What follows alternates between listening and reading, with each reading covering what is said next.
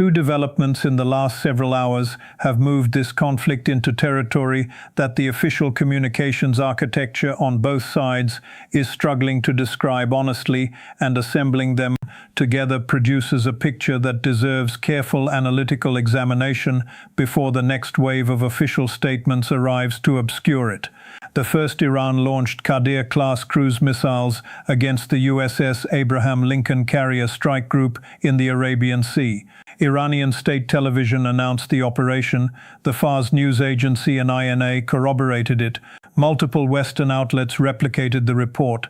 CENTCOM has issued no denial. American military sources in Washington are maintaining what can only be described as conspicuous silence, while they assess in their own words the scope of what Iranian forces just announced.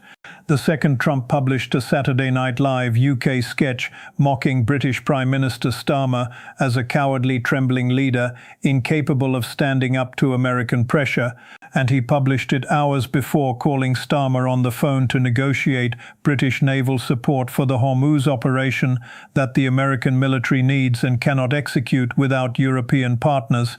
On its surface, those two developments look like separate stories. They are not. They are the same story told from two angles, the story of an administration that launched a war without the operational architecture required to sustain it, that is now discovering the consequences of that gap in real time, and that is simultaneously alienating the one ally whose naval capability would most directly address the operational problem Iran's cruise missiles just demonstrated. Subscribe to From Report right now and turn on notifications. The Abraham Lincoln cruise missile operation and the UK diplomatic rupture are components of a single strategic picture, and that picture requires analysis that connects them. The Ghadir cruise missile system requires direct technical examination because it is the weapon that was used against the Abraham Lincoln, and understanding its operational characteristics explains why CENTCOM's silence is analytically significant. The Ghadir is an Iranian-developed coastal defense cruise missile with a declared range of approximately 300 kilometers. It was designed specifically for one operational purpose: engaging large naval vessels, including aircraft carriers from Iranian coastal batteries. It flies at extremely low altitude, hugging the surface of the water in its terminal approach phase, exploiting the curvature of the Earth to minimize radar detection time. Unlike ballistic missiles, whose launch signature is immediately detectable from space, a low-flying cruise missile traveling at sea, skimming altitude gives defending vessels substantially less warning time. By the time a carrier strike group's radar systems achieve a positive track on an inbound Ghadir, the engagement window has compressed significantly compared to the warning timeline against a ballistic threat. The system has been deployed along Iranian Gulf and Arabian Sea coastlines in batteries operated by the Islamic Revolutionary Guard Corps Navy. The deployment extends Iranian anti-ship capability across the approaches to the Strait and into the broader Arabian Sea, which is where the Abraham Lincoln Strike Group has been operating following its earlier repositioning away from the more confined Gulf theater. That repositioning was presented as a tactical adjustment. The Ghadir engagement demonstrates what it actually was: a movement from one threat environment to another. The Gulf theater placed carrier assets inside the range envelope of Iranian ballistic missile batteries and Ghadir submarine torpedo attacks in shallow, confined waters. The Arabian Sea was supposed to provide the operational depth that those threats could not reach.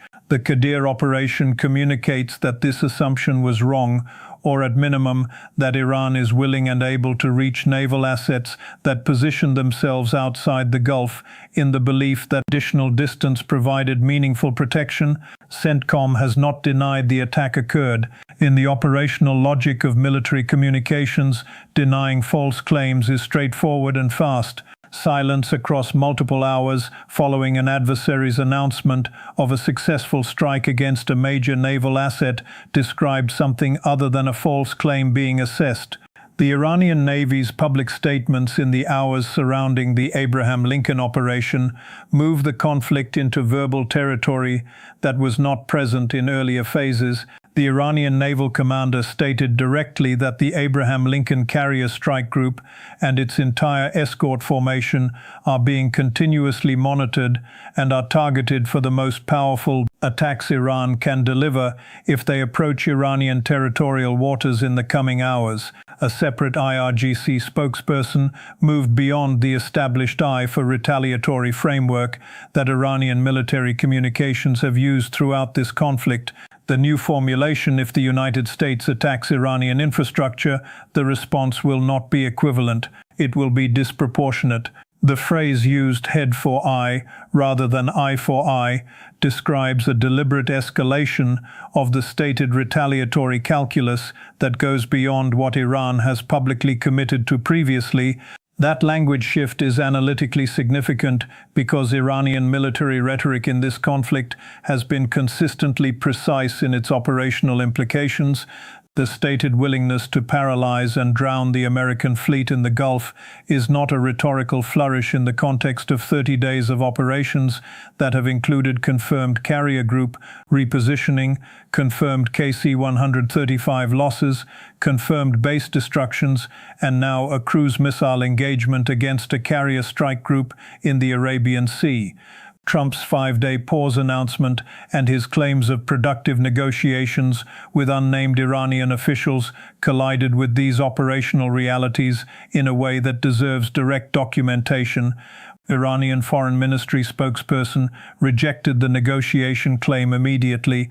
The Iranian parliament speaker, an influential figure in the IRGC-aligned power structure, stated explicitly that there are no negotiations underway with Washington and that Trump's announcement was a deliberate attempt to manipulate financial and oil markets. Multiple Iranian official voices delivered the same denial through separate institutional channels.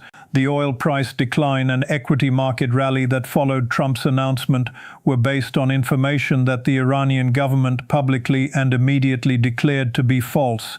The International Energy Agency director stated in the same 24-hour window that a prolonged conflict scenario would produce oil supply losses, putting the global economy on track toward a crisis worse than the combined impact of the 1970s oil shocks and the Russian invasion of Ukraine. No country will be immune to the effects if this continues advancing in this direction. The United Kingdom dimension of this conflict has reached a state that requires direct analytical examination because the relationship that is now fracturing is not simply a bilateral diplomatic partnership. It is the operational backbone of the multilateral naval capability that the United States needs and cannot currently substitute.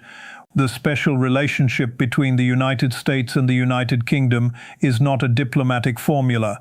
It is an integrated operational architecture built over 80 years that includes shared nuclear deterrence planning, shared intelligence infrastructure through the Five Eyes network, shared forward basing rights across a global network of installations, including Diego Garcia, and a level of military interoperability that exists with no other American ally.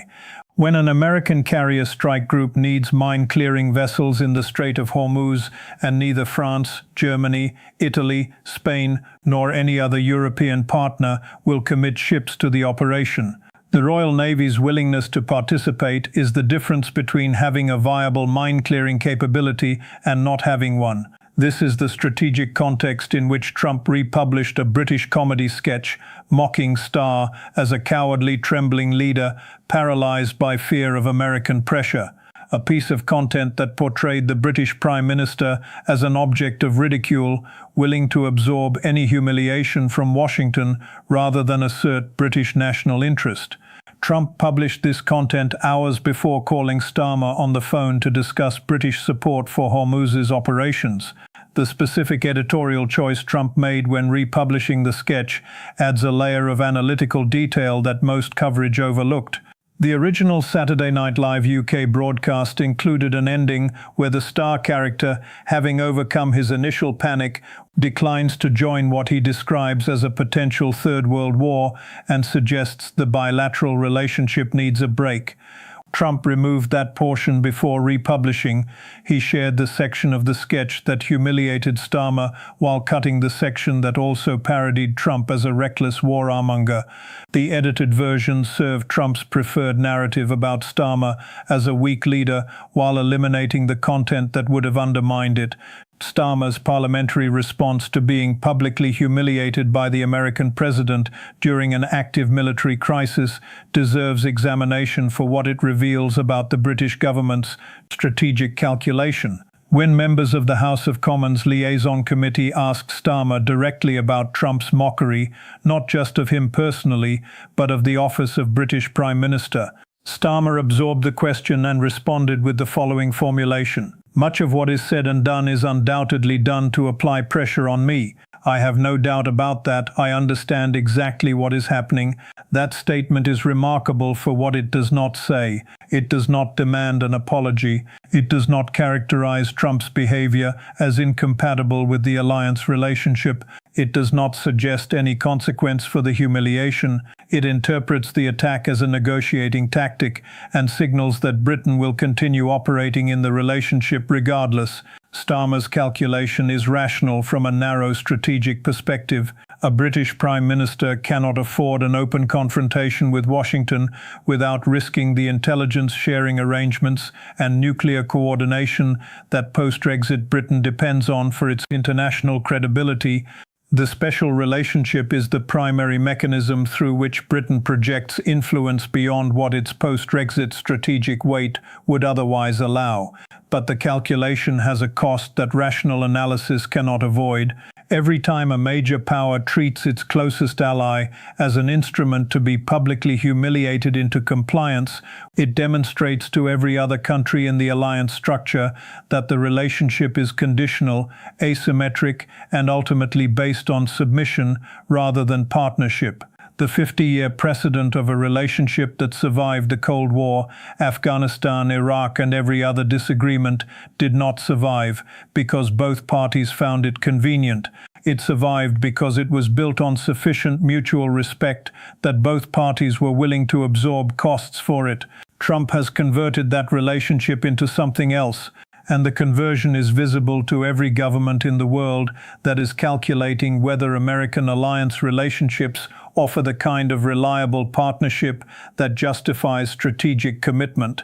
The broader strategic picture that assembles from the Abraham Lincoln cruise missile operation, the CENTCOM silence, the Iranian escalatory language, the negotiation denial, and the UK fracture is one that points toward the most consequential operational gap in the American position: the absence of the multilateral naval capability that mine clearing and Hormuz force protection require. Mine clearing in the Strait of Hormuz requires dedicated countermeasure vessels. The United States has them. The question is whether they can be committed to a mine-clearing mission in a waterway where Ghadir submarines are resting on the bottom and Qadr cruise missiles are being fired at carrier strike groups from Iranian coastal batteries. Germany will not send vessels. France has negotiated a transit arrangement with Iran that is conditioned on non-involvement in military operations. Italy and Spain have similarly declined. The Royal Navy, whose mine hunting and countermine capabilities are specifically relevant to the Hormuz operational challenge, is being asked by an American government that is simultaneously publicly mocking its prime minister to commit ships to exactly the mission that the German defense minister described as a suicide operation. To the leverage that America has over British strategic decision-making is real, and Starmer has acknowledged it by absorbing the humiliation rather than escalating. But leverage is not the same as cooperation. What an ally operating under humiliation absorbs the minimum required to preserve the relationship while withdrawing the discretionary contributions, the operational risk-taking, the institutional commitment, the genuine partnership that make alliances militarily effective rather than merely formal. Britain may formally continue providing basing access while withdrawing the active naval participation that would make that basing access operationally transformative. The Abraham Lincoln cruise missile engagement occurring as it does while the mine-clearing capability gap remains unrest and the British alliance fracture deepens describes a conflict that is accumulating operational vulnerabilities faster than the American military and diplomatic architecture can patch them. The carrier strike group the Pentagon said would never be in range of Iranian coastal missiles has been engaged by Iranian coastal missiles in the Arabian Sea. The allies who were supposed to provide the mine-clearing capability that the Hormuz reopening requires will not commit ships.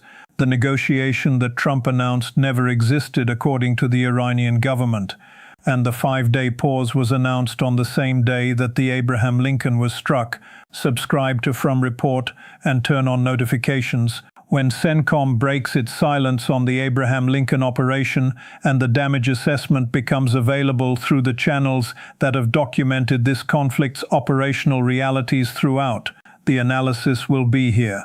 When the British government's response to the diplomatic rupture produces a formal statement about Royal Navy participation in Hormuz operations, the analysis will be here.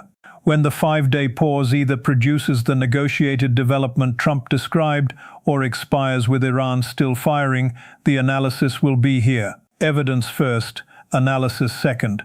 What it means for you always. This is from